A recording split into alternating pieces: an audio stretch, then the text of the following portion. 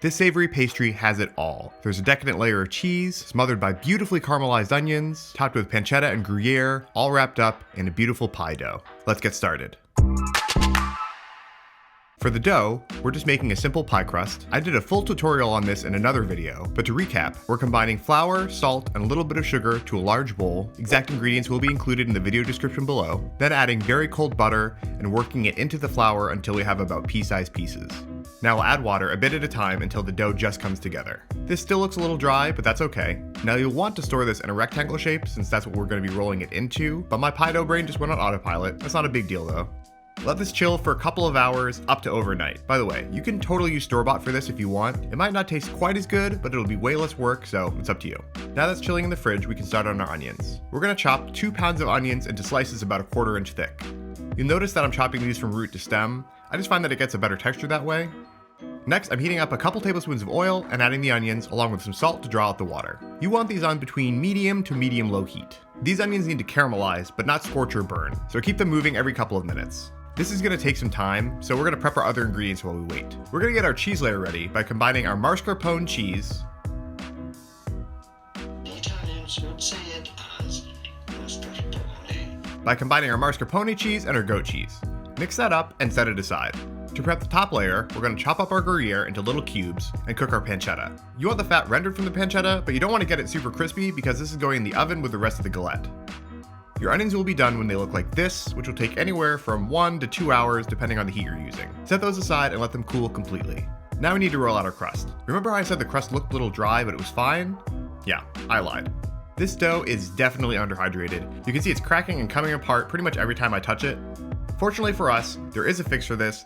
It does not involve adding more water, and believe it or not, I was already planning on doing this. Roll out the dough. I'm trying to get this into a rectangle, but you can see it's not working all that well.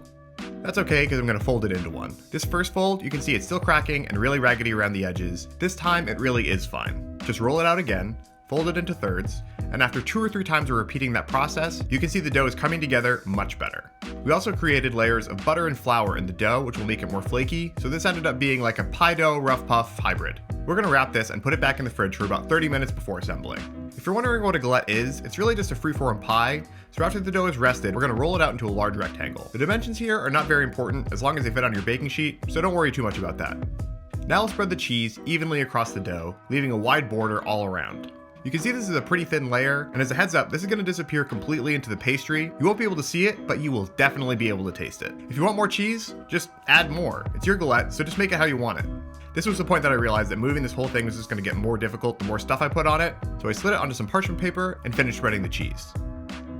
Next, we'll add the onions. You can see how much volume they lost through the caramelization. At this point, you can pretty much spread them around like a thick jam.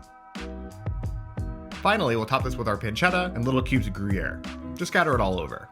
Now we'll fold up the pie dough all around the edges and make a kind of crust. Part of the charm of a galette is the rustic, sort of ragged edge on the pie crust, so this looks perfect.